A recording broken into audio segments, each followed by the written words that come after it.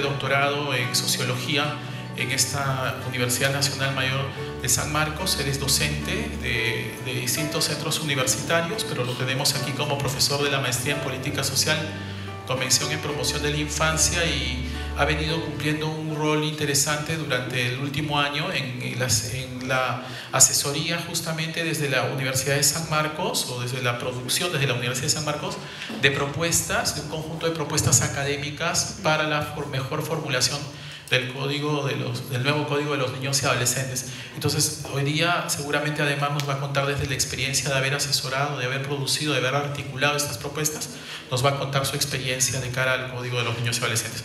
Les pido un fuerte aplauso para Ademar Díaz Aparici.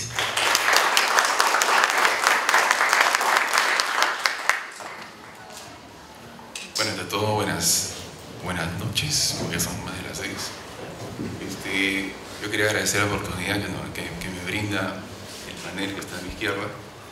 En realidad, para mí el compromiso con la maestría es completa, es decir, yo lo hago de una forma muy desinteresada, y me siento también muy halagado de estar al costado, de Enrique, de la congresista, que han sido mis profesores y han sido también los que me han dado una pauta académica, ¿no?, para seguir en este momento de ser profesor también, y poder darle a los nuevos integrantes de la maestría unos alcances en todo caso valiosos.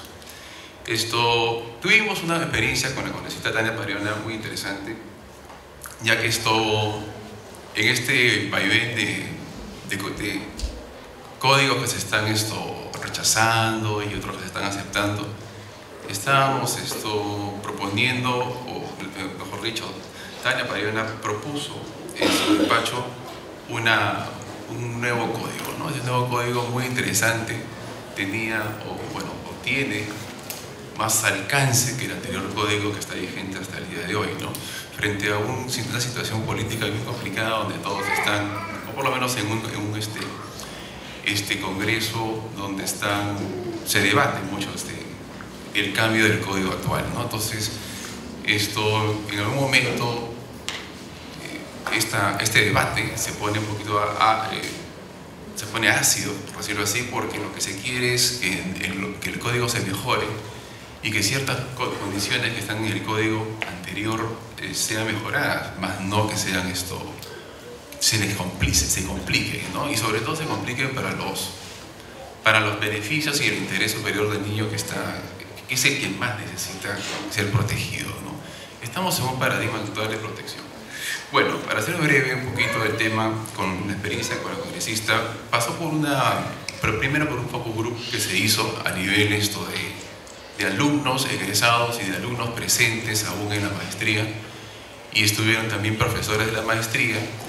Y este focus group, entre comillas, focus group, lo decimos, porque en realidad fue como una especie de reunión bastante cooperativa e interesante, que se hizo entre todos para poder levantar algunas inquietudes acerca de esta propuesta, ¿no? La propuesta fue enviada a todos personalmente, la nueva propuesta que vino del despacho de la doctora Tania, y todos habíamos leído ya este código, y entonces llegamos al momento en que teníamos que conversar sobre ello, y entonces se conversó y se vio, ¿no?, con más detenimiento ciertas problemáticas que había, no solamente por un código nuevo, sino también por un código y un pensamiento peruano y un pensamiento legislativo que está más o menos internalizado en nuestras percepciones acerca del niño, ¿no? Entonces lo que se quería, ¿no?, y lo que se quiso hacer en ese momento fue justamente desmenuzar bien. Fue muy interesante porque se levantaron muchas cuestiones y muchas palabras que dentro del código pueden pasar a una interpretación compleja, si no es que es una interpretación entre líneas acerca del código mismo, ¿no? El problema que tiene todo código, en todo caso el código del niño, podría ser uno de los cuantos, es la interpretación que tiene. Y la ley es, mal que bien, es una corporalización de nuestras percepciones mentales, psicológicas, emocionales, ¿no? Entonces es todo un cuerpo, ¿no? la ley no es una cuestión tan sencilla, ¿no?, de construir ni tan sencilla de interpretar. Por lo tanto, aquellos que están leyendo la ley y son hacedores y ejercedores de aquella, tienen una facilidad espectacular, ¿no? Tienen un arma potente en la mano. Es potente porque en realidad pueden disparar con la ley y todo, ¿no? Y quienes no están al tanto de la ley y quienes no la leen muy bien o profundamente, entonces son más vulnerables. En todo caso, cualquiera de nosotros, si no está consciente de los derechos que tenemos o de las leyes que nos amparan, entonces es más fácil que nos quiten el verbete del carrón. Es así. Bueno, y el tema es la experiencia fue muy interesante porque después de esta etapa de la reunión con toda la maestría, y fue una acogida muy interesante, fue un debate muy acalorado pero muy amistoso, se pasó a una segunda parte en la cual se construye un documento, ¿no? El documento también constó con el mismo, ese output que se hizo aquellos también no solo de los participantes, otros también enviaron sus impresiones de diferentes materias, ¿no? Habían sociólogos, habían trabajadores sociales y también abogados, ¿no?, que son parte y habían sido parte también de la maestría. Y se recogen estas impresiones y se arma una matriz interesante donde se apoya a esta nueva propuesta de código de parte de la bancada de la congresista, y se hace un cuerpo más interesante sobre este nuevo código, y nosotros también le pusimos un poquito más de le añadimos una fuerza adicional para que también la congresista tome en cuenta y su equipo también lo tome en cuenta, ¿no? Su equipo de vista multidisciplinario que también la apoya, ¿no?, en el Congreso mismo. Resultado de esto hubo un borrador, un proyecto de la maestría articulado, sólido y que todavía tiene para ser trabajado un poco más, ¿no? En realidad esto fue la experiencia con la congresista, fue el aporte de la maestría de políticas sociales con mención en la infancia, que creemos es una maestría que tiene un valor que no se le ha calculado, ¿no? En realidad hay que calcular bien los valores, porque como les vuelvo a repetir, la maestría tiene, y mi poca experiencia como profesor de la maestría, pero muy agradable ciertamente, tiene un valor bastante puntual, ¿no? Si es que no se entienden las leyes en razón de un niño, ya lo que ya hemos escuchado de los 4 ponentes anteriores o 3 ponentes anteriores, va a ser bien difícil protegerlo si la ley no está articulada con la academia. Bueno, por ahora es un poquito lo que, ¿no?, es la introducción a esta segunda mesa y a la experiencia que hemos tenido, ¿no? Doy paso a Enrique Bazán probablemente, o Alejandro. Muchas gracias. Bueno, para continuar esta segunda mesa voy a dar pase a la presentación del profesor Alejandro Kusianovich. Él es profesor de escuela primaria, es teólogo y es profesor de la Universidad Nacional Mayor de San Marcos. Tenemos el honor de tenerlo en la maestría en Política Social con mención en Infancia, y también Psicología tiene la suerte de tenerlo en su maestría de Psicología Educativa. Quisiera hablar mucho más del currículum de Alejandro, pero a él no le gusta mucho. Él es un buen chico. Le voy a pasar con él ahora mejor directamente. Gracias por lo de chico.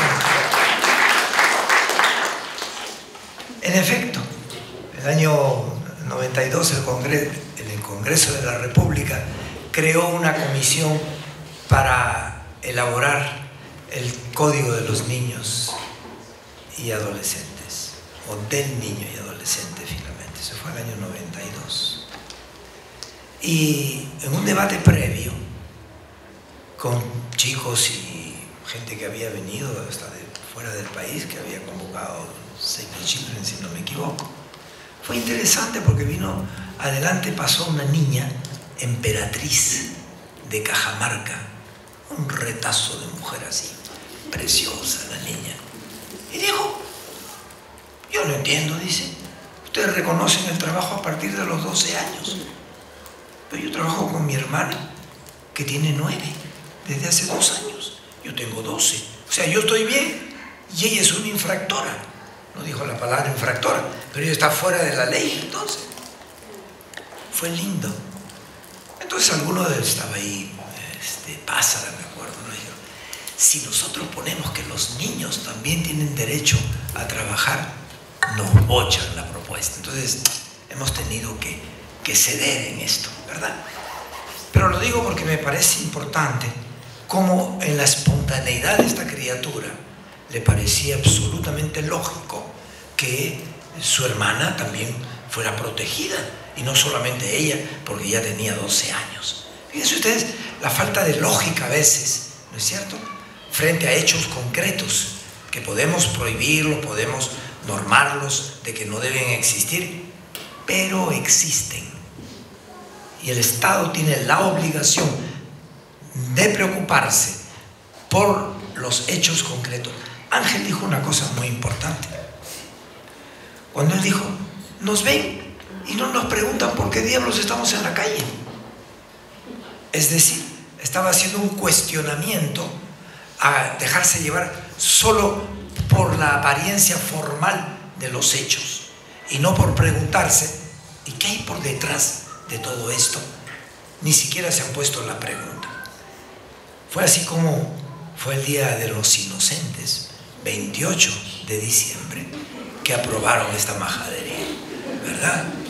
Una inocentada de la grandísima, ¿verdad? Pero esta comisión entonces concluyó, en fin. Cuando el Congreso de la República nombró la comisión Eguren para la segunda modificación al código, los chicos del movimiento fueron.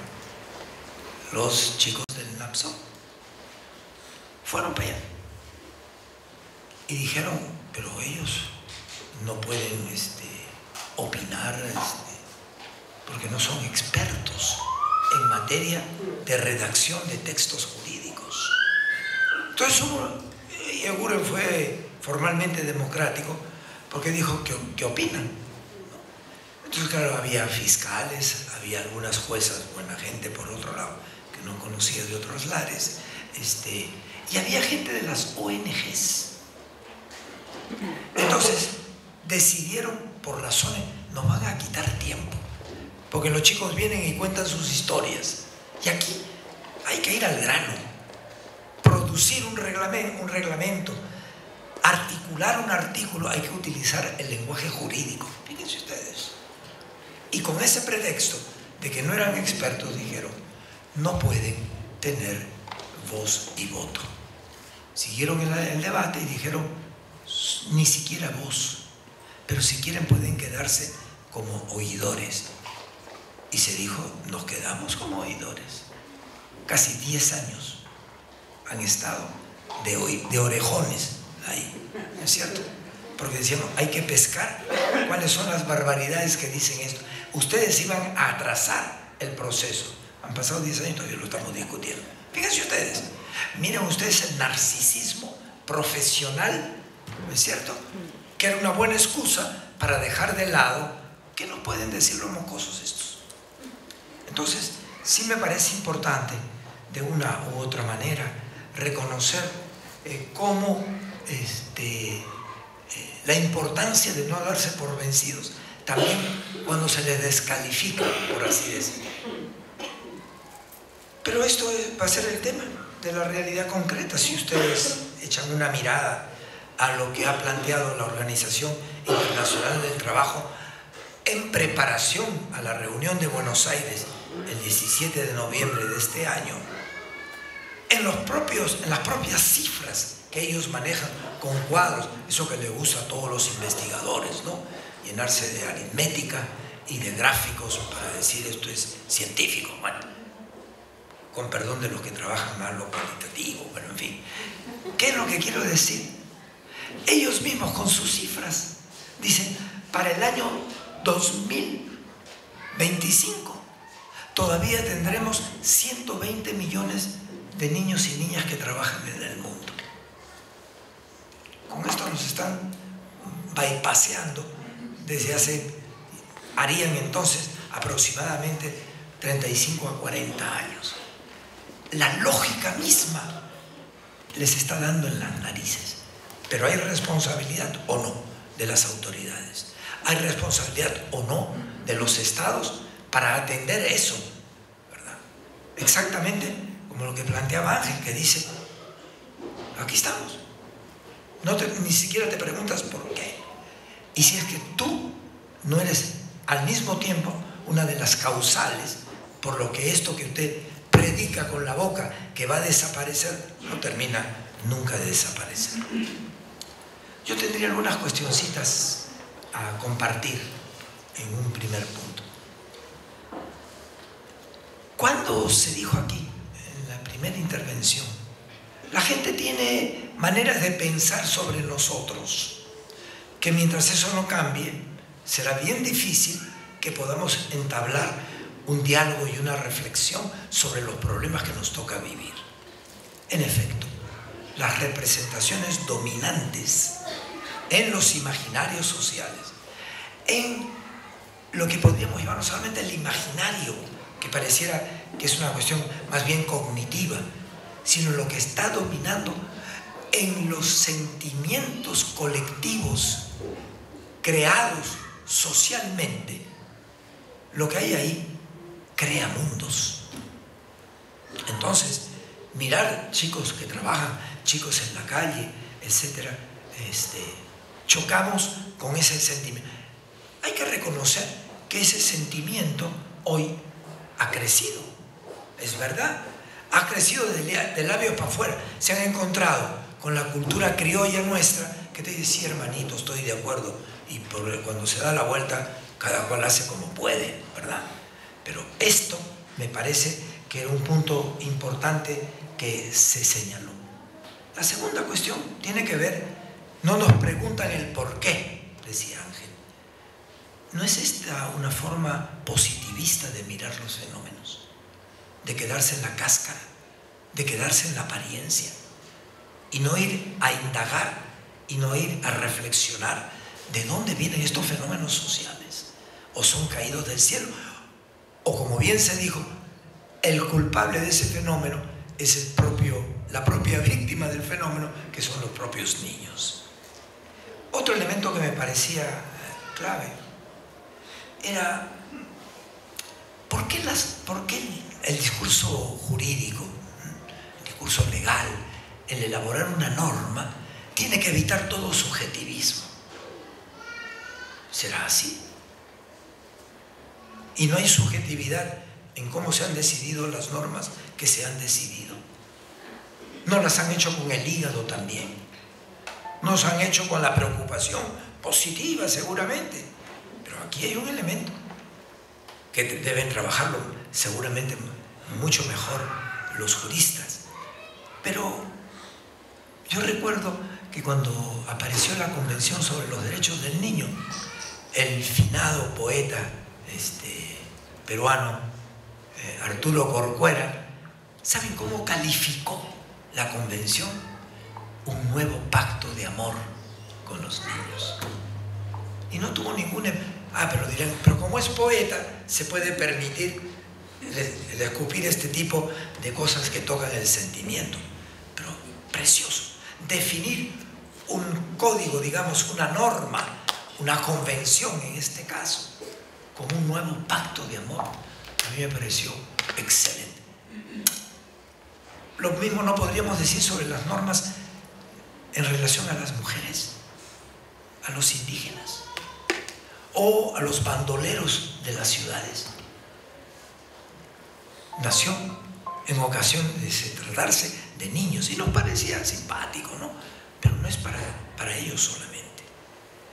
Otro elemento que me parecía interesante, y lo digo a partir de la experiencia de los africanos, lo que aquí nos han planteado en el primer panel es muy importante.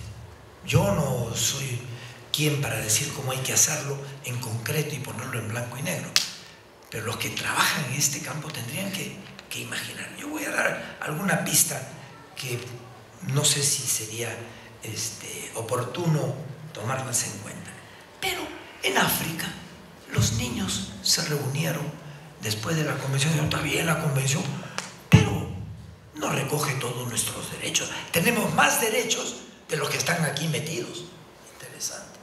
¿Y saben cuál fue uno de los derechos que ellos pusieron. Tenemos derecho a que nos quieran, a que nos amen. Uno dice, sí, pero yo no puedo exigir que te amen. ¿No es cierto? Es verdad. Si es un derecho, tiene que ser exigible. ¿Y cómo voy a decir, y por qué no lo quieres? No me gusta, pues. Igualito, ¿y por qué no estás enamorado de fulana? No me cae. O de fulano, es un chinche. ¿Me dejo entender? Entonces, pero interesante cómo desde la experiencia de los niños dicen, ¿y por qué no va el derecho a que me quieran? No está diciendo que me besuqueen, lo que está diciendo es que me tengan una relación de afecto, de cariño, de cercanía. Esto para decir entonces cómo el lenguaje jurídico se tiene que cuidar, por supuesto, ¿no? Para evitar resquicios que después en la interpretación, en la hermenéutica que de esto se haga, no sea un acordeón que nunca termina uno de encontrarle lo que era el objeto de esta norma. También se dijo algo importante: la dignidad. Simplemente pasar de lo denotativo a qué contenido le ponemos. Entonces, cuando Ángel planteó lo de la dignidad, después lo repitieron muy bien los dos colegas, yo me preguntaba, ¿cuál es el bien jurídico que defiende un código de los niños y adolescentes? La dignidad no es un bien jurídico. Los capos, es un bien jurídico. El bien jurídico que se defiende es la dignidad. Colocarlo de esta manera, es decir, no es un problema a lo privativo del niño, sino de todo ser humano, de todo ser humano. Colocar esto me parecía que reconoce algo, porque a mí me pareció simpático que se relacione dignidad con participación. La verdad que no estaba muy acostumbrado a hacer ese link inmediato, pero esta tarde ha salido muy bien. Cuando dice, si no participo, quiere decir que no me reconocen. No me reconocen. No soy significativo. Se me considera que no soy capaz, y todos somos incapaces, que no es el último de los incas, pero importante, ¿no es cierto?, que se coloque esta relación. Participar significa, tú significas algo. Después podemos discutir si las babosadas que has soltado son las que hay que aceptar o no, pero por lo menos has tenido derecho a decir tus propias tonterías o tus propios aciertos. Dignidad y participación es por donde entran los niños, por donde entran todas las poblaciones que dicen, ni nos llaman, ni nos escuchan, ni nos permiten tomar la palabra. Hablando de la sociedad global, ¿eh? Entonces, esto de relacionar mejor el vocabulario que emplea. Por ejemplo, una vez se habla de trabajo y otra vez de trabajar. La pelea nuestra, el año 92 fue, no, que no se coloque derecho al trabajo, que se coloque derecho a trabajar, que es otra cosa, ¿verdad? Cuando digo otra cosa, lo que quiero decir, tiene otro matiz. Tiene el matiz de decir, yo decido cuándo trabajo, en qué trabajo y en qué no voy a trabajar.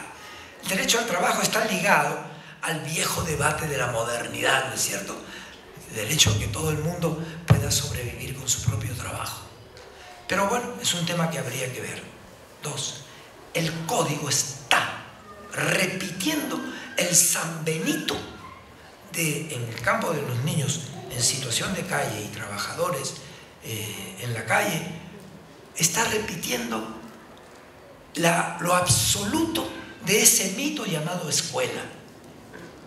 Todo se mide con tal de que no interrumpa su escuela, con tal de que no se oponga a la edad escolar, con tal de que, o sea, la educación básica regular pasa a ser el criterio para juzgar si es bueno, malo, lícito o ilícito lo que te toca hacer como trabajador. cuarto, salto rapidito. En realidad, me reventé. En realidad, cuando ahí se pone conforme a los convenios internacionales del que el Perú es parte, o sea, está obligado. Oye, eso es un intocable. Son intocables estos convenios a nivel internacional. Si el derecho es un producto cultural, ¿no les parece que sería buen tiempo de revisar algunos de estos? Como por ejemplo el 138, que se va a discutir y se está a continuar en esta pelea hasta noviembre, cuando vengan los del OIT ahí a Buenos Aires, ¿no? Me parece que ahí es otro elemento. El lenguaje me parece a mí que lleva a ambigüedades. Por ejemplo, en el programa Yachay, niños en situación de riesgo, 2 puntos, niños trabajadores, niños en prostitución, niños en... Ahí entró todo. O sea, hay una falta de rigor en las categorías. Entonces me parece importante que esto se revise. Yo diría, además, cuando ahí se dice, y lo dice la Convención, hay que garantizarle al niño un clima saludable. El cariño y el afecto no forman parte de la salud espiritual, de la salud psíquica, del equilibrio emocional de los seres humanos. En la palabra saludable, ¿qué meto yo? Solamente tener cosas, o toca el trato, la relación, la afabilidad con la que hay que hacer las cosas. Entonces, en la palabra, en la categoría, yo diría, saludable, está el respeto. No podría estar por ahí esto que ustedes han señalado en el primer panel, ¿no? Finalmente, cuando se dice prohibido el castigo físico, está dicho por todos lados. Eso está muy bien, me parece. Pero el maltrato, yo no voy a olvidar un compañero que me decía, qué horrible, uno sube un micro acá, sube, arranca, pisa, y uno termina con la nariz metida casi debajo de las llantas, ¿no? Dice, qué trato tan irrespetuoso hay. Era un chico de otro país, fíjense ustedes. O sea, nos hemos acostumbrado a eso. El buen trato tiene que ver no solamente con... Es un castigo físico el que a uno lo traten así. Sí, no me han pegado, pero me han maltratado de tal manera que eso es como si me hubieran dado un lapo. Entonces, me parece a mí que detrás de saludable, la palabra amigable por lo menos, ¿no es cierto? Podría entrar, si es que no va a entrar la palabra amor, amorosidad, que de repente van a decir que nos estamos volviendo medios melancólicos o medios, eso, lo que están pensando algunos. Muy bien, muchas gracias. Juan Enrique Bazán es educador por la Pontificia Universidad Católica, sociólogo por la Universidad Nacional Mayor de San Marcos, tiene una maestría en educación virtual en la UNED en España, un celular que hace mucha bulla, perdón.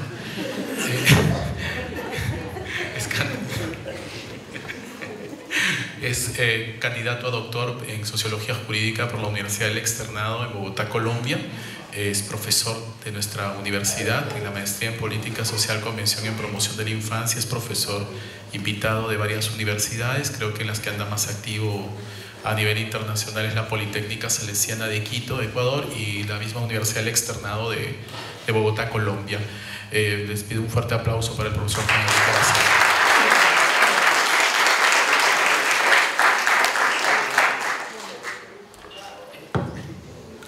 Buenas noches con todos.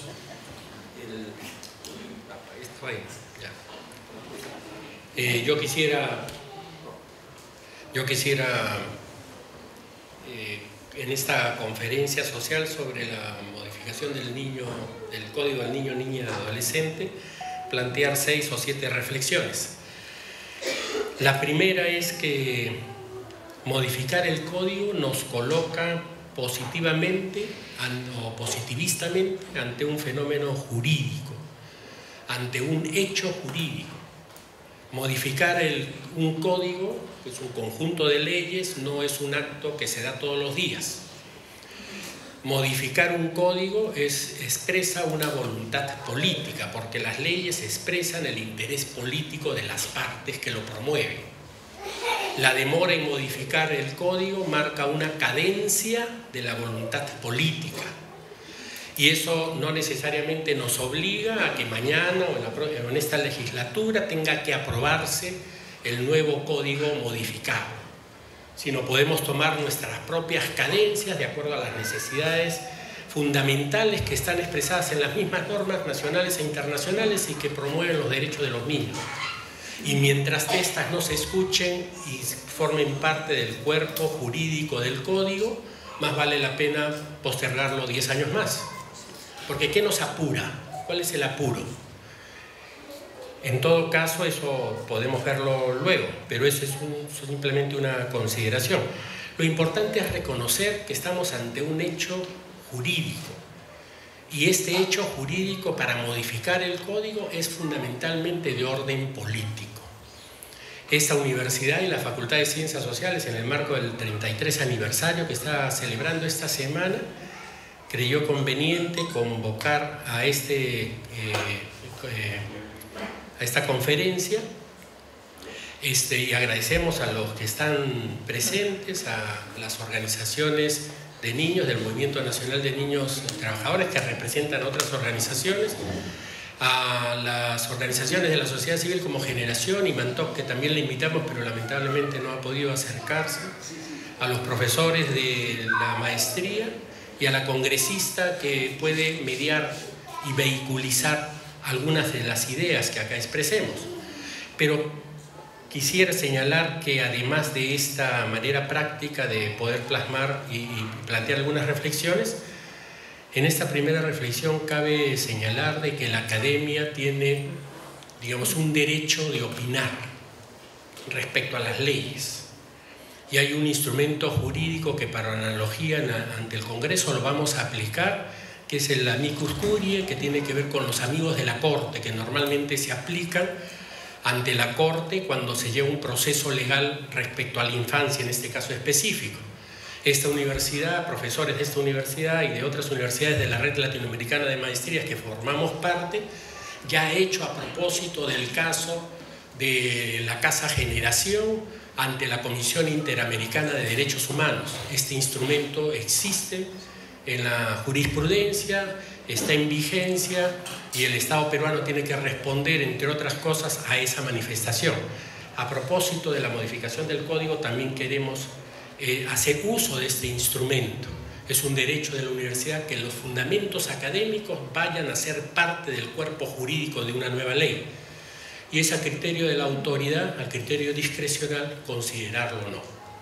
Pero entonces, en esta perspectiva, esta participación tripartita entre organizaciones de base y los colaboradores que trabajan con ella, una representante del Congreso y de la Comisión Modificatoria del Código y los docentes de la universidad y de la facultad nos parecía importante.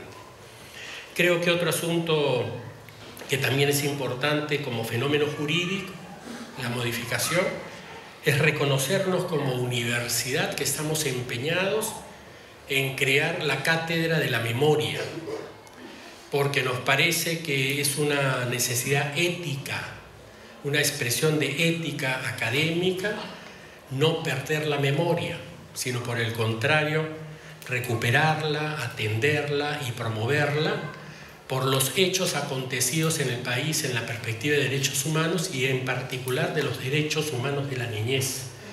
Y esta casa de estudios quiere fomentar la investigación y la docencia, la academia, el aprendizaje en torno a estos asuntos que nos parece puede ser una fuente permanente de los interesados y de comunión con el poder legislativo y también los otros poderes del Estado para alimentar. Nos anima en esa perspectiva, como es un hecho jurídico, podemos mencionar, nos anima en esa perspectiva el problema político y académico de la reconciliación nacional.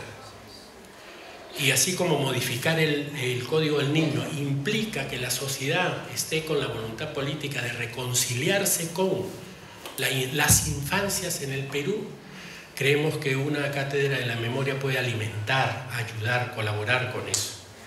Pero también nos interesa, en esa perspectiva, respetar el derecho a la vida. Nos interesa en la memoria que recuperemos también recuperar el principio del derecho de la vida y también el principio del derecho de la paz, que supone hablar con firmeza, pero sin apuntarnos y mucho menos sin dispararnos. Porque amamos la paz, queremos la paz después de la guerra que hemos vivido y queremos en esa perspectiva recuperar la memoria, en particular y en específico con cada una de las infancias de nuestro país. Por lo tanto, estamos ante un fenómeno jurídico, que es la modificación del código, pero que es un acto eminentemente político, y acá lo que tratamos es de dar, entre otros, unos argumentos académicos. Cuando decimos la ética, nos estamos refiriendo que en la cátedra se puede escuchar a aquellos que no tienen voz y todavía quieren hablar, aquellos que ya hablaron pero que quieren volver a hablar, argumentarlos académicamente, que significa volver a escuchar sus sentimientos para poderlo dotar de nuevos sentidos, porque la memoria es mutante, la memoria es cambiante, pero queremos dotar de nuevos sentidos y nuevos significados según lo que podamos sentir y volver a pensar. En esa perspectiva de cátedra de la memoria, que es amplia y general, habrá una sección de los derechos de los niños, de las infancias, en esta casa de estudios. Y creo que esto puede ser un vínculo viable de relación con el ámbito legislativo, con el ámbito ejecutivo y con el Poder Judicial. Una segunda reflexión que quisiéramos plantear es que es fundamental expresar en el Código la personalidad sociojurídica de los niños, niñas y adolescentes. Ya se han mencionado algunos derechos, se han puesto el ejemplo del documento que se tira al suelo porque en realidad el documento es el primer instrumento a través del cual se empieza a reconocer que el niño es un sujeto de derechos. Ergo, se empieza a reconocer la personalidad jurídica, que no acaba con el documento, simplemente empieza. Ya existe jurisprudencia. En la Corte Interamericana de Derechos Humanos existe en las normas jurídicas de las Américas el concepto y la categoría jurídica de personalidad jurídica del niño, niña y adolescente. Pienso que esa jurisprudencia se puede recoger y plantearla, pero sugerimos agregarla y no solamente dejarla en personalidad jurídica, sino en personalidad sociojurídica, porque es fundamental la consideración desde el punto de vista académico-sociológico de las ciencias sociales que no tenemos el único modo mejor de tener infancia o de hacer infancia. Existen muchos modos, por eso existen muchas infancias, y por lo tanto la personalidad sociojurídica tiene que ver o tendría que ver con los distintos modos de vida de las infancias en nuestro país. Se han mencionado dos en este evento: la de la niñez trabajadora, que es un modo de vida, y la niñez en situación de calle, que es otro modo de vida. Pero tenemos todos los otros modos de vida no hablados en esta sesión, pero que en otras actividades del Congreso nos informamos que tienen que ver con derecho consuetudinario, pero también tendrían que ver con el pluralismo jurídico, porque el Código y la Constitución están dentro del monismo jurídico, y es necesario, al recuperar el pluralismo jurídico, cómo ampliamos la perspectiva de un pluralismo jurídico, porque el positivismo nos sigue ahogando. El positivismo jurídico es limitante, es castrador, digamos, y se logra y permite contradecir los derechos que por un lado se avanzan como conquistas y reivindicaciones de las infancias, pero por otro lado lo frena y lo limita. Por lo tanto, esta perspectiva de personalidad sociojurídica, recogiendo los distintos modos de las infancias como categoría sociológica de análisis y de reconocimiento de las infancias, sobre la base del pluralismo jurídico, sobre la base del derecho constitucional, podría complementar la perspectiva ya señalada por la Comisión Interamericana de Derechos Humanos de la personalidad jurídica. Una tercera reflexión sería que la modificación del código tiene que ver con dos grandes parámetros que permita calibrar el código. Uno es que sea conforme a la Convención Internacional de los Derechos de los Niños. Y yo entiendo que esto, con la última observación que hace Alejandro, no se trata de meterle en un corset al código dentro de una convención restrictiva.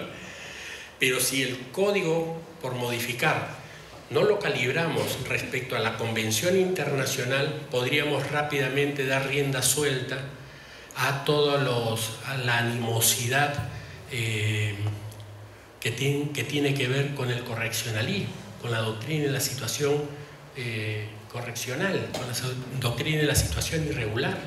Por lo tanto, el código es imprescindible siempre calibrarlo con la Convención Internacional, no solamente porque es el derecho vigente, sino porque es un principio para hacer las propuestas de reforma legal. Es que sea conforme al derecho, que sea conforme a la Convención Internacional. Y el otro punto de equilibrio, que también se ha mencionado acá, es que sea conforme a la justicia social. Y esto es clave. Y esto es clave con una palabra que acá se ha mencionado, que es una categoría de la humanidad y que está recogida o debe recogerse para los derechos de los niños en el Código, y que, como se ha mencionado, no está en el Código actualmente, y que se refiere a la dignidad. La dignidad, ya decían los filósofos griegos, es la unidad de medida de la justicia social. ¿Cómo calibramos que el nuevo código sea conforme a la convención y conforme a la justicia social si ni siquiera está explicitado la categoría de dignidad en el código? Entonces pensamos que este calibramiento, y en el ejemplo específico del principio de la dignidad, podría ser muy útil por lo ya versado en este conversatorio.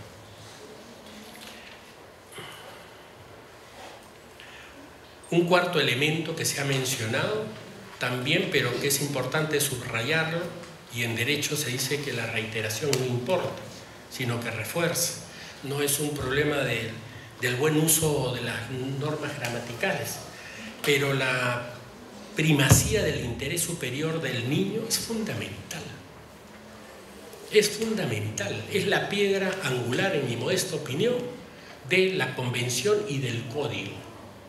Si bien es cierto que hay una ley que refiere o da pautas para la interpretación del interés superior del niño, es insuficiente y hasta peligrosa, porque se puede tomar decisión política, administrativa o judicial sobre esa base, creyendo que esos son los términos de la interpretación.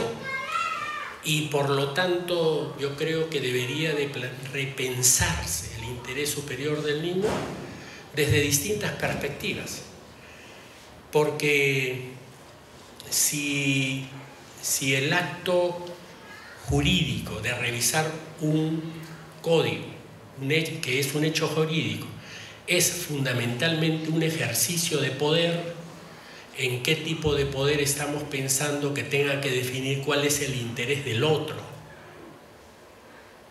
Si lo vemos en el campo legislativo, en el campo legislativo se va a decidir, ¿no es cierto?, cuál es el interés superior del niño, pero eso alcanza no a los legisladores, sino va a alcanzar a las infancias. Y esas infancias, por la misma convención internacional, y por eso es importante calibrarlo con ello, expresa que todo aquello que les concierne a los niños tienen derecho a opinar. Por lo tanto, la definición, la determinación jurídica del interés superior del niño tendría que estar determinado también con la opinión de los niños. No puede dejarse de tomar en cuenta. Y esto es de naturaleza del fenómeno jurídico de la modificación del código.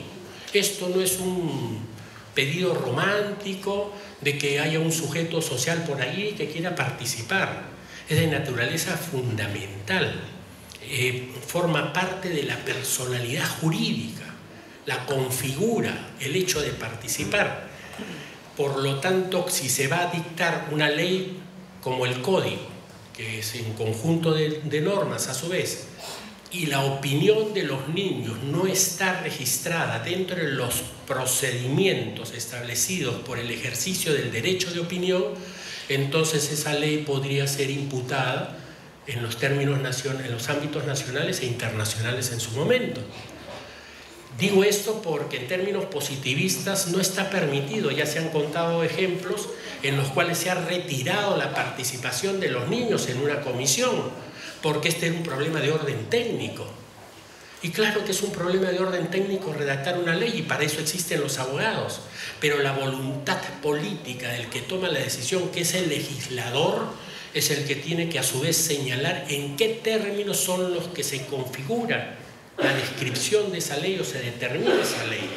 Y si esto demanda la opinión de los niños como ejercicio de su derecho de opinión, entonces es fundamental específicamente en la piedra angular del código que ellos puedan expresar qué es el interés superior del niño para ellos. Eso no quiere decir que para las otras normas también lo puedan hacer, o no descarta, pero una quinta reflexión sería el proceso de modificación del código debería de ser socialmente válido. Si no es válido, no modifiquemos, empleemos el tiempo en otra cosa. ¿Qué significa que el nuevo código sea socialmente válido? Que tenga efectividad para el ejercicio y goce de sus derechos, los derechos del niño. Si no podemos garantizar eso como Estado, no perdamos tiempo, porque existen normas y normas, leyes y leyes que son letra muerta, ¿verdad?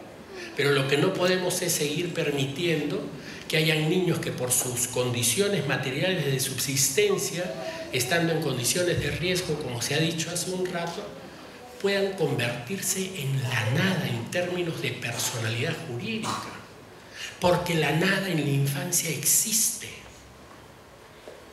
porque un ser humano de una criatura menor de 18 años tirado en un fumadero o cooptado por las mafias del narcotráfico terminan como nada, como trapos, y el Estado no sale a garantizar los derechos de la personalidad jurídica de ese niño y no persigue a las mafias, ¿no es cierto?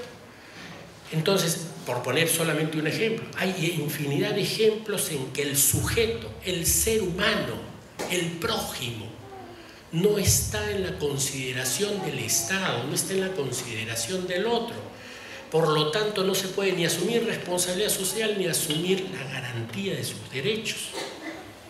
Es importante entonces pensar cómo este código será socialmente válido para las infancias.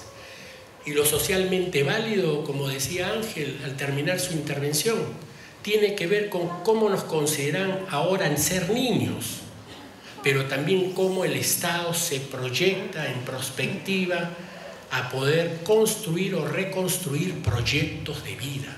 No es que sean el ciudadano de mañana, sino es cómo desde ahora edificamos y construimos proyectos de vida alternativos a las condiciones de marginación y de exclusión social que se puedan vivir. Una sexta reflexión es qué hacemos a propósito de la propuesta del código, qué hacemos frente a la dogmática jurídica en el derecho positivo. La dogmática jurídica, como se sabe, tiene que ver con la jurisprudencia, tiene que ver con las decisiones y tiene que ver con las nuevas leyes o con las leyes. Las leyes está claro que lo dan el poder legislativo en el ejercicio de las facultades que está investida. Es la función pública producir leyes. Pero las decisiones administrativas y judiciales y las interpretaciones están en manos del Poder Judicial. ¿Qué hacemos en el Código para poder determinar la conducta del Poder Judicial en razón de la defensa de los derechos de los niños, niñas y adolescentes? Con el respeto del Poder Judicial y con el respeto de los profesionales. Estamos en el ámbito académico, ¿no es cierto? Y podemos hacer algunas afirmaciones con argumentos y podemos discutir eso. Pero no es posible, como se ha manifestado hace un rato, las conductas acartonadas como si fuesen los más ranqueados delincuentes, en que es incapaz el juez de la corte poder recibir a los niños y adolescentes que están acusados o posiblemente hayan incurrido en infracción, que no sean posibles que recibirlos con un abrazo. O sea, ya está prejuzgado, ya se tomó decisión anticipadamente. La hipótesis es de responsabilidad y de culpabilidad. ¿Cómo es que se expresa la amorosidad, que es un concepto gaseoso, si no es a través del abrazo del otro? Yo puedo entender que un juez de adultos, un ranqueado delincuente, criminal, que la autoridad no tenga que abrazarlo, yo puedo entender, puedo imaginarme. Pero alguien que está acusado de infracción a la ley penal, que no se le pueda acoger con un ambiente de amorosidad, que no se le pueda acoger respetando el principio de la libertad. Creo que entonces la dogmática jurídica de estos tres elementos que decimos, dos de los cuales están en manos de quienes tienen la administración de justicia, tiene que ser de alguna manera repensado. Tiene que ser de alguna manera, en el buen sentido de la palabra, resentido. Es decir, necesitamos volver a sentir la relación entre el Poder Judicial y mi infancia. Necesitamos volver a pensar la relación del Poder Judicial con la infancia. Porque desde el punto de vista sociológico, de lo que estamos hablando, de un fenómeno jurídico, lo que nos interesa en el fenómeno jurídico desde el punto de vista sociológico es poder captar cómo se van a estructurar las nuevas reglas que regulen la relación social entre la infancia y el Estado, entre la infancia y la sociedad. Y dentro de esa observación que hace la sociología de las relaciones sociales, tenemos que determinar el carácter de las relaciones sociales, que es un quehacer de la sociología clásica. Y ese carácter de las relaciones sociales tiene que ver con los intereses. Por eso es tan importante cómo repensamos el interés superior del niño sin dejarlo en que los legisladores puedan incluso traspasar el código, porque cada sentencia es parte del derecho vivo y puede terminar decidiendo en perspectivas jurídicas ni siquiera consideradas, contempladas desde el punto de vista de la interpretación auténtica de lo que pueda contemplarse a las finales en el código. Es decir, un juez de familia puede tener mucho más capacidad de crear y recrear la interpretación de las normas como le dé la gana por encima del poder legislativo. ¿Cómo limitamos esa capacidad en razón de los derechos de los niños? No cómo amarramos a los jueces en la función pública y de sociedad que tienen que hacer. Lo que estoy señalando no es en razón de una crítica de los jueces ni del sistema judicial, sino cómo es el ejercicio de poder desde el punto de vista de la dogmática jurídica y cómo esta dogmática jurídica positiva se contradice con la Convención Internacional cuando señala que los niños tienen derecho de opinión, cuando los niños tienen derecho de asociación, cuando los niños nacen dignos y la sociedad debe garantizar, proteger su dignidad a lo largo de la vida. Y una última reflexión para terminar.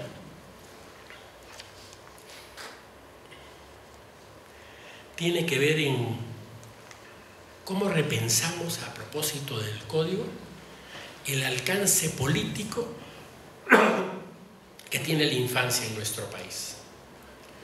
Son sujetos de derecho, tienen personalidad jurídica reconocida por la Comisión Interamericana, pueden tener personalidad sociojurídica si se incorpora ese criterio en el código, tienen derecho de participar, tienen derecho de opinar, tienen derecho de asociarse, pero ¿dónde desemboca esos derechos? Desde mi punto de vista, desembocan y deben de desembocar en el ejercicio del poder político. Las infancias están vinculadas por su naturaleza de ser sujetos sociales, jurídicos, están vinculadas con las decisiones políticas. Por lo tanto, las infancias tienen que participar directamente en la toma de decisiones de todo aquello que les concierne. Y a propósito de esto, y con ello termino, creo que hay una cuestión fundamental que tampoco está en el código y que puede entrar en la modificación, que es el respecto al derecho de asociación. Está focalizado al individuo, pero también está focalizado al grupo. Es decir, yo tengo el derecho de asociarme individualmente con quien quiera.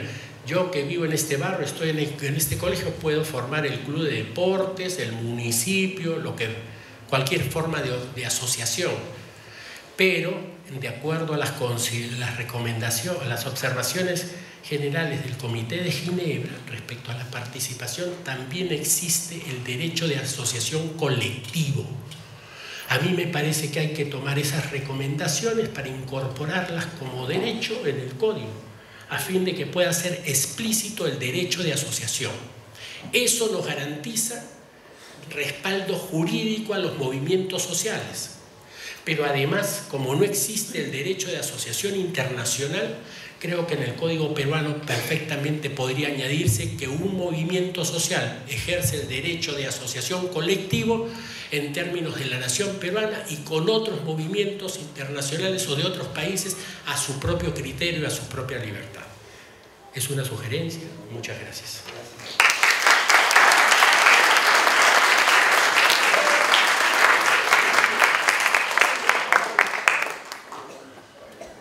Código de Niños y Adolescentes. Vamos a dar pase a la magíster Tania Pariona Tarqui. Ella es congresista en la República, es trabajadora social por la UNCH, por la Universidad Nacional San Cristóbal de Huamanga. Tiene una maestría en la Pontificia Universidad Católica del Perú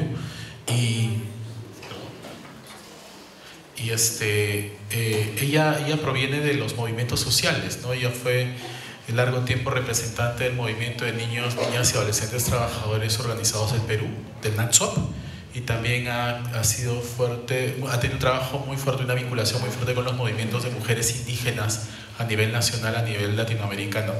Vamos a escuchar ahora, y les pido un fuerte aplauso para Tania Pariona Tarqui. Rimayka mullaykichik, llapallaykichikpaq allin tardeakuy kachun, ancha sunquywanmi kay hatun yachay wasiman chayaykamuni. Bueno, muy buenas tardes con todos y todas. Llego con muchísima alegría a esta casa de estudios de San Marcos, que me es muy familiar además por ser pública y yo vengo de una universidad pública. Y quiero antes saludar la iniciativa de este evento, a la Maestría de Políticas de Infancia, así como a la Escuela de Formación Profesional de Trabajo Social, a todos los actores quienes hicieron posible de este encuentro, que me parece muy importante, muy sustantivo, además los aportes que han salido esta tarde. Y nada, muy contenta de estar en una mesa bastante intergeneracional, no por la edad, sino también por vivir contextos en donde el código ha tenido matices muy marcados, ¿no? Y haber sido parte de ese proceso por toda la trayectoria que cada uno en esta mesa representa. Además, Díaz, que viene la maestría de políticas de infancia con quienes hemos empezado este trabajo, de juntar voces, de preparar un documento borrador, no es todavía la propuesta, es un documento que ha consolidado distintas ideas. Así como Juan Enrique Bazán, que también es parte de todo el proceso que yo he tenido desde muy niña, más o menos desde los 14 años de edad, no tan niña, pero igual. Y Chito, Alejandro Kusianovich, que lo conocemos bastante tiempo, además muy en confianza le decimos pues Chito, ¿no? Y Jorge Díaz, quien ha moderado bastante bien Jorge García, perdón, que ha moderado bastante bien las dos mesas. Y de verdad yo saludo los aportes, las opiniones, las críticas, las sugerencias, las reflexiones que esta tarde ha generado esta conferencia social sobre la modificación del niño, niña y adolescente. Y me gustaría en realidad compartir 4 puntos. Uno tiene que ver con los antecedentes de estos procesos anteriores que han intentado mejorar, nutrir, contextualizar una normativa jurídica a nuestra realidad peruana.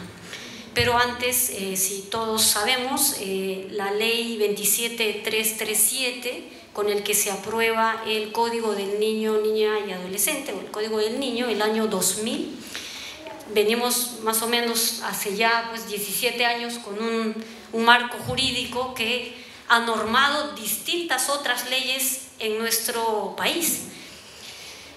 Y entonces es importante hacer este recuento desde el 2006, en el que se conforma esta comisión especial revisora del código al que hizo mención Lucy Borja en la anterior mesa, y lo precisó con bastante contundencia, que esta comisión trabajó bastante fuerte, además generó una expectativa positiva en los propios actores, es decir, los niños y niñas y adolescentes.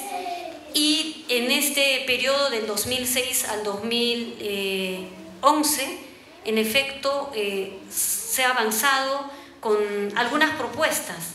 Y en el periodo del 2011 al 2016, además de la propuesta presentada por el en ese entonces congresista Eguren, han habido por lo menos 5 distintas propuestas de ley. Las mismas que han sido abordadas desde dictamen en minoría y dictamen en mayoría en 2 comisiones, en la Comisión de Justicia y en la Comisión de la Mujer. En ambas comisiones se tenía, por ejemplo, en la Comisión de Justicia, un dictamen en mayoría y 2 dictámenes en minoría. En la Comisión de la Mujer, un dictamen en mayoría y un dictamen en minoría. Esto no tuvo consensos, por el cual se ha devuelto a debate a comisiones, no pasó el pleno, mucho menos su aprobación. Entonces venimos de un proceso en el que se generan y se abren puertas a debates sobre temas, en efecto, no resueltos hasta el día de hoy. Y sentimos que en este ejercicio de consolidar una iniciativa borradora con los amigos de la maestría, pero además luego les contaré cómo empezamos, sí vemos que en el día a día, en el trabajo parlamentario, percepciones, concepciones, paradigmas sobre la infancia en el Parlamento las tenemos de todos los matices, de distintas corrientes, unas más que otras controversiales, unas más tradicionales y demasiadas conservadoras, hasta quienes sí abogamos por el protagonismo infantil, por ejemplo, por el protagonismo de las infancias, por el reconocimiento de la dignidad y el sujeto de derecho, y no solamente el sujeto, entre comillas, para asistir, para sobreproteger y sentir que hay una limitada capacidad que tienen los niños y entonces hay que limitar ese derecho, hay que poner las vallas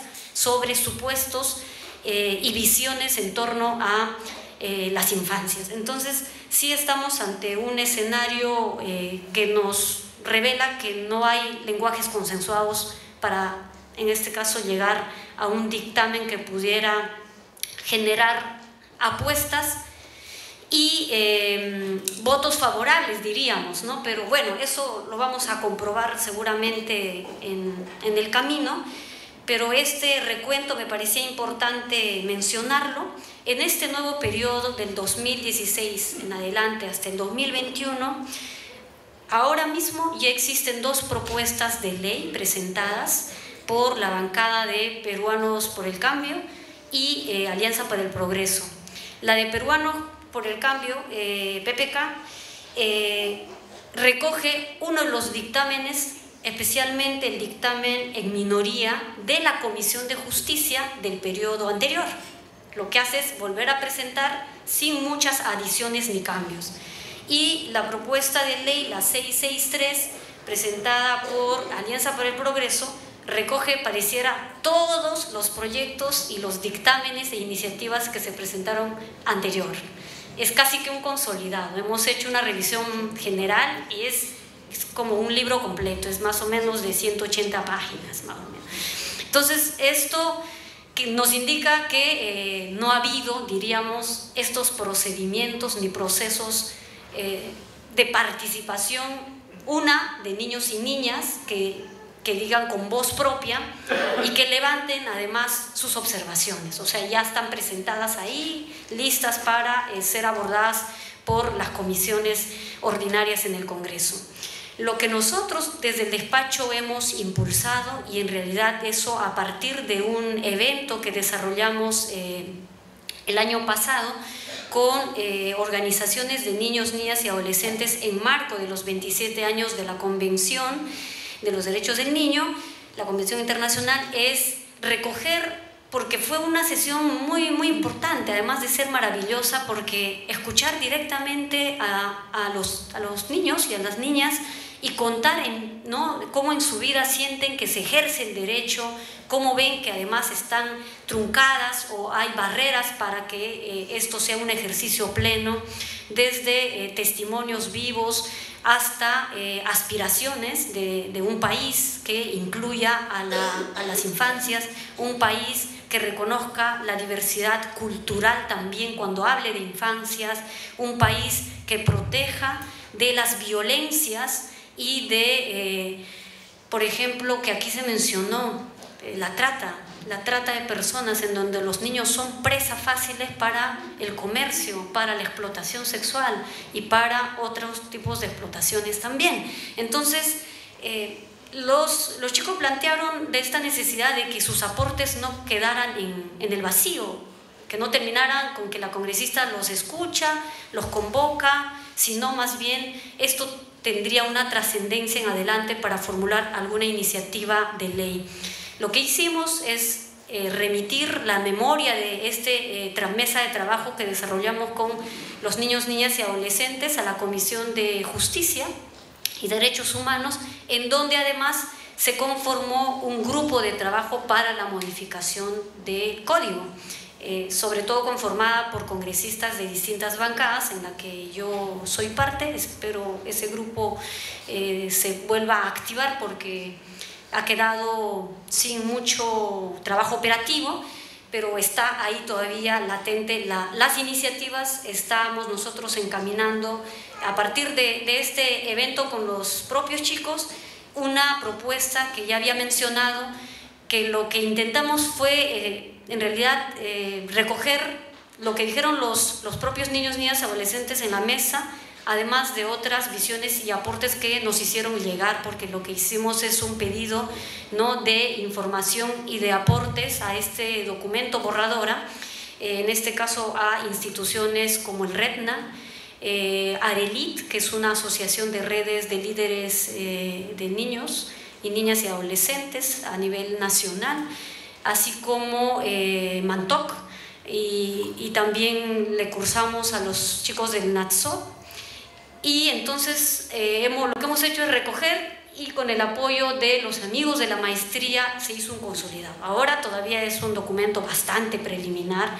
El siguiente paso, por supuesto, esto es el paso más importante, que valida, en la que socializaremos y consultaremos como corresponde a los propios niños, niñas y adolescentes en las 3 regiones del país, en la costa, en la sierra y en la selva, con un trabajo con metodología participativa, con una metodología pertinente, una metodología que no limite su participación solo porque es lenguaje jurídico. Eso lo descartamos, porque lo jurídico es un adicional que le da forma a un proyecto de ley, pero lo sustantivo tiene que ver con los derechos plenos que los niños viven, sienten, ejercen, demandan y aspiran.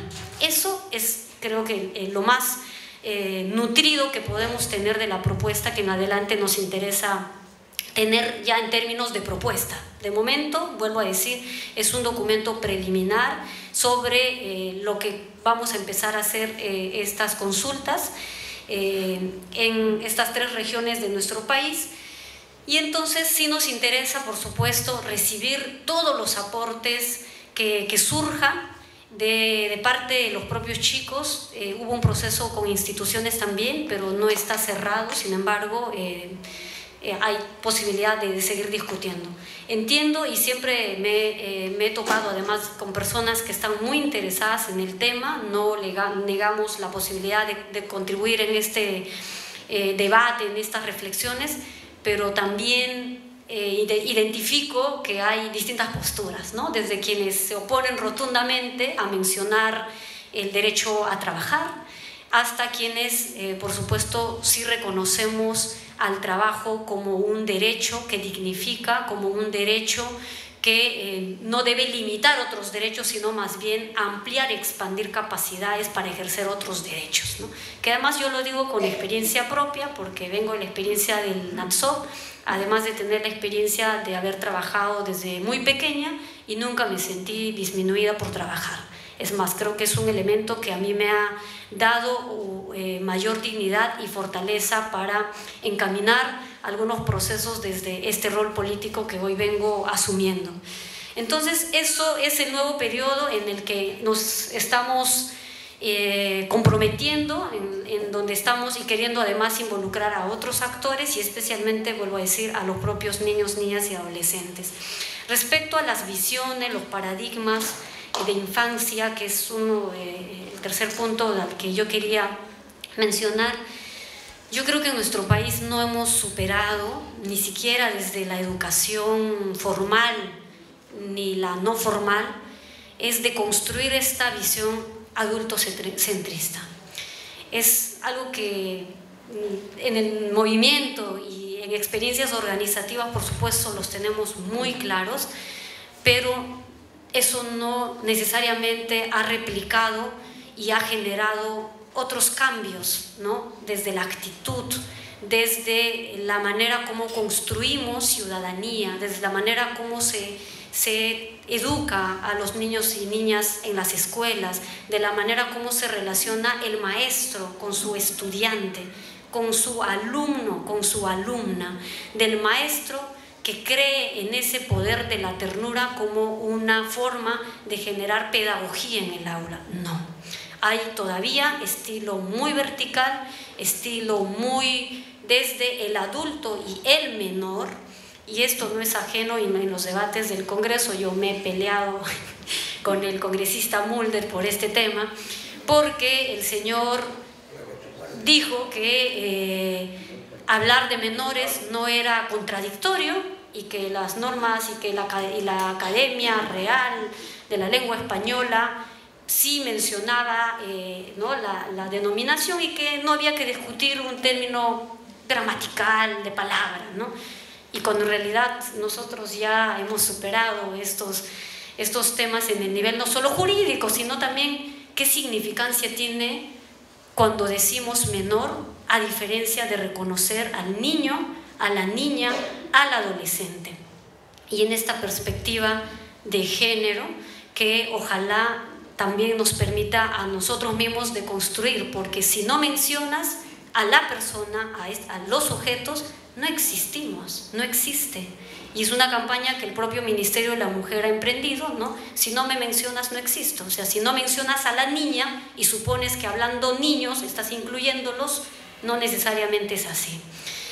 Y entonces hay visiones de este porte, otros que consideran a los niños como objeto, cosa, ¿no? Niños que todavía deben tener permiso de sus padres, no solo para subir al bus, Chito, hasta para salir a decir que tienen derechos, para salir a marchar con un cartel o a decir, señores, aquí me planto en la puerta del colegio porque hay violencia escolar y quiero que la gente se entere. Hasta para ejercer este derecho a evidenciar una vulneración de un derecho resulta que ahora algunas personas creen que deberían prohibirse. Y en el caso de marchas, de pasacalles, deberían ir junto con sus padres.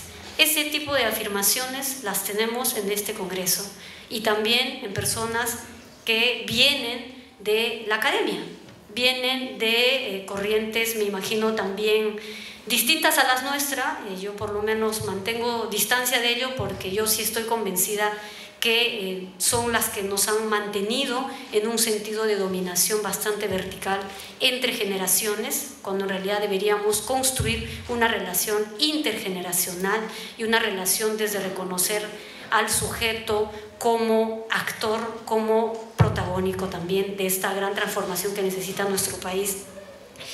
Esto de creer las limitadas capacidades es muy común en los abordajes que tenemos en el Parlamento y en otros espacios, y se desconoce de este interés superior del niño, o se intenta dar interpretaciones distintas en donde sí, el interés superior del niño, pero somos nosotros los que decidimos, somos los mayores, somos los adultos, porque los chicos todavía no tienen ciudadanía, no tienen el carnet azulito, el DNI nosotros somos y tenemos, ¿no?, la potestad, tenemos la tutela y eso. En relación al trabajo, por supuesto, hay de este tipo de corrientes que también, no sé si por no vivir la experiencia, porque la experiencia de ser trabajadores o trabajadoras durante nuestra infancia no necesariamente significa que seamos autocríticos con el derecho a trabajar.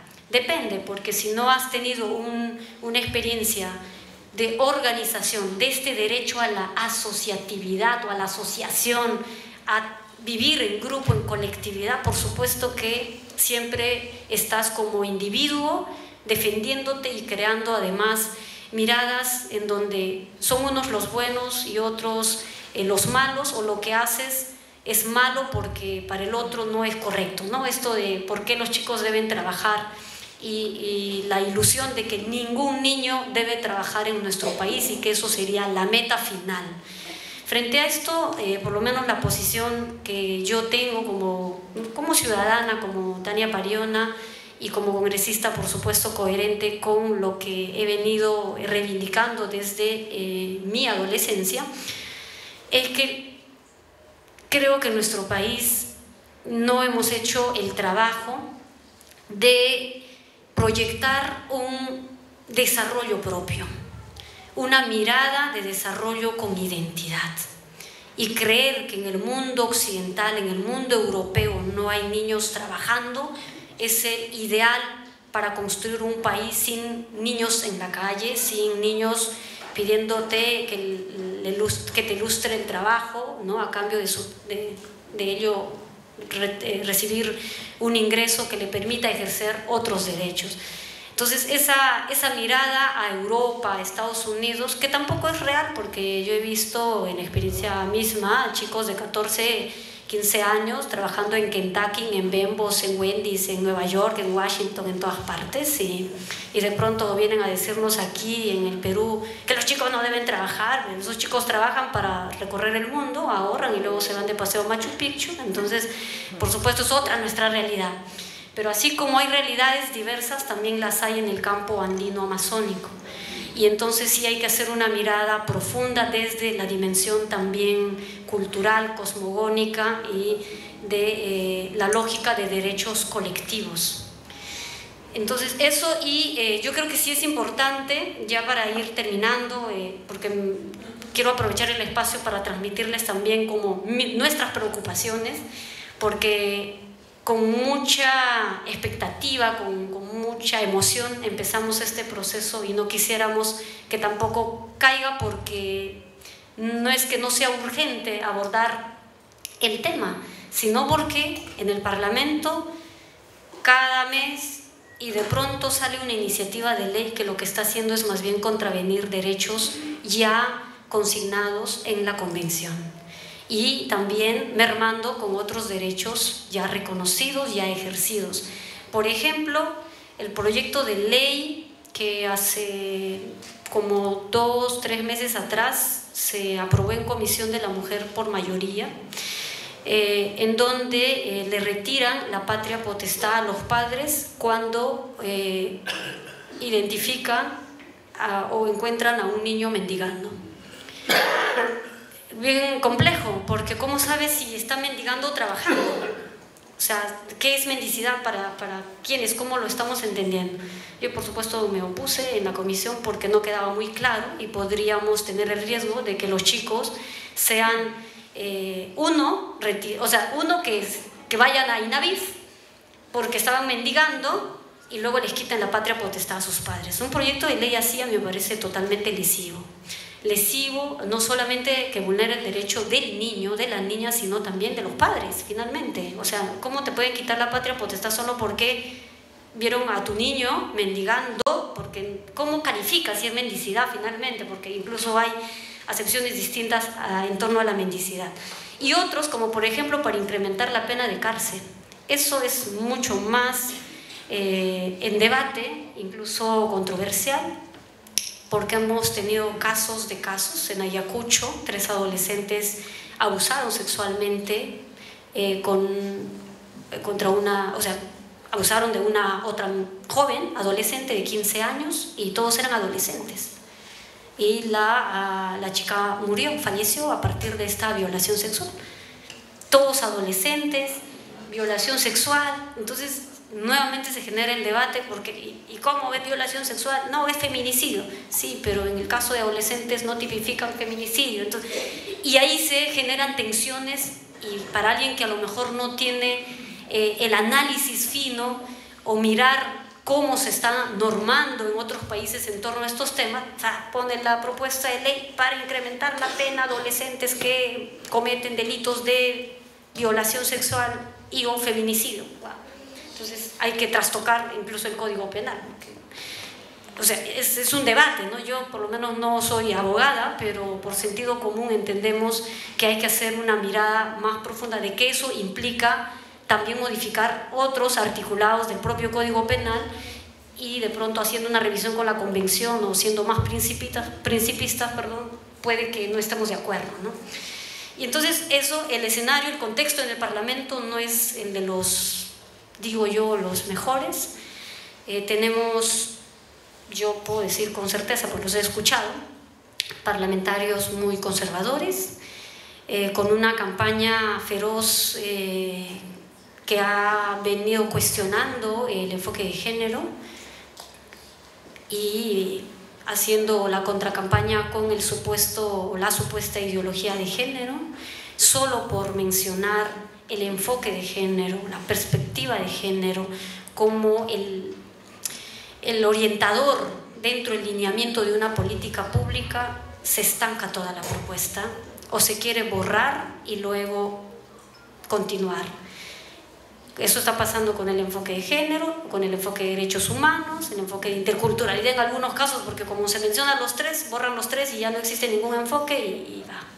Entonces, para mí sí es un escenario no del que pensé antes de asumir este rol, no pensé que era tan complicado, pero creo que ahí está el motivo y las razones por las que hay que estar y no hay que renunciar el derecho a la participación política, por supuesto. Creo que y es cada vez más necesario ir renovando la clase política, ir renovando los cuadros con visiones también que nos permitan crecer como país, avanzar y no quedarnos y no reproducir algo que ha costado además luchar contra esos, ¿no? Por ejemplo, para lograr el enfoque de género en las políticas públicas, ha costado más de 50 años de pelea y de presencia de las mujeres en distintos escenarios.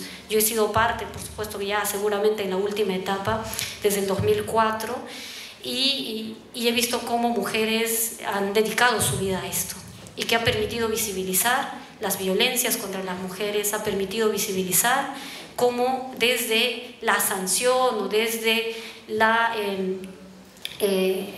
cómo se califica, se tipifica feminicidio y para algunos jueces todavía es un atentado a la vida, como si fuera cualquier vida y no necesariamente por ser mujer, cuando están matando a las mujeres por ser mujer, o sea, por su condición de ser mujer.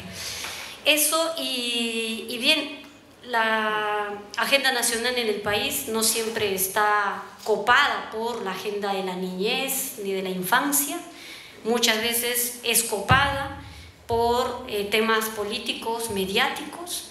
La Comisión de Justicia todavía no ha generado una agenda en torno a los derechos de las infancias. Eso es real, hay que transmitirlo como es, pero me parece y será ocasión oportuna el día de hoy para tejer algunas alianzas estratégicas o retomar el trabajo colectivo que desde antes hacemos para visibilizar nuestra voz, para tener un posicionamiento político, un pronunciamiento hacia afuera sobre lo que no se dice o sobre lo que se está diciendo, porque no podríamos quedarnos callados cuando hay leyes que están surgiendo y aprobándose sin esos procesos que ojalá todos tuviéramos ese criterio, ¿no? De consultar, de que los actores participen, de que la gente se sienta reflejado, de que las leyes respondan a resolver la realidad que vemos, que vivimos. No siempre es así, lamentablemente, pero creo que esa es una de las razones por las que el protagonismo de las infancias tiene un sentido. Y tiene sentido porque sí podemos hacer eco de esas voces múltiples, diversas, hasta de quienes no la tienen, no la ejercen, pero que podríamos motivar a que lo hagan desde donde están. Y cuando hablo de ellos me refiero a esta última iniciativa que Juan Enrique nos comentó, ¿no? De abordar el tema de la cátedra de la memoria para abordar derechos de la niñez. Durante el contexto de violencia política se menciona la cantidad de niños que fueron quemados, que fueron también torturados, y nunca hubo un análisis específico cómo esto también ha vulnerado derechos en estos contextos difíciles. En el caso de Ajomarca, por ejemplo, en Vilcajuamán, niños de 3 meses, de 8 años, o sea, quemados literalmente, ¿no? Incluso madres en etapa de embarazo. ¿Y por qué? Porque decían que lo que llevaba adentro eran terroristas. Eso fue el argumento que dieron, lamentablemente. Cuando yo asistí a la sala penal para escuchar los testimonios, escuchar eso para mí la verdad fue muy, muy chocante, porque yo vengo de Ayacucho, conozco del caso de Ajomarca en la zona, y era impresionante escuchar los argumentos de quienes cometieron estos crímenes de lesa humanidad. Sin embargo, creo que es importante mencionarlo, porque hemos pasado generaciones distintas sin tocar estos temas, más que víctimas, ¿no? Víctimas en general. Lo mismo ocurre con las mujeres. Entonces, muchas gracias a todos por la escucha. Espero haber aportado algo más y que esto pueda ser una suma que nos permita avanzar. Es verdad, entonces, con eso quedo muy agradecida. Muchas gracias.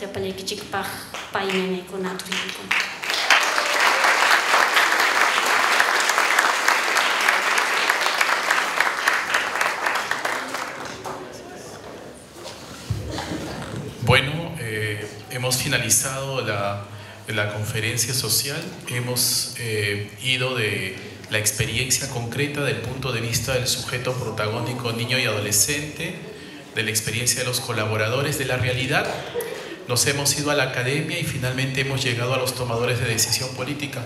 Creo que ese debe ser el camino que debe de seguirse, ¿no? O sea, que las leyes, que los códigos tomen en cuenta la realidad, partan de la realidad, partan del diagnóstico, que la academia como San Marcos, por ejemplo, como representante excluyente en relación a la academia peruana, con sus casi 500 años, procese todo eso, articule todo esto, lo relacione con los enfoques y finalmente a nivel de los tomadores de decisión política y de quienes hacen las leyes se puedan hacer los mejores productos legales y políticos para el desarrollo del país y en este caso para la promoción de los derechos de la infancia. Creo que 33 años de existencia que tiene esta facultad saben mejor cuando se parte de la realidad y finalmente se llegan a propuestas claras y propuestas transformadoras. Creo que 33 años de la facultad quedan un poco vacíos cuando solamente queda en la presentación de ideas teoréticas y además en el saludo a grandes vacas sagradas. Creo que en ese sentido el día de hoy hemos avanzado mucho, es una celebración de facultad que nos parece muy interesante y esperemos pues que estas alianzas se sigan fortaleciendo para bien del país, ¿no?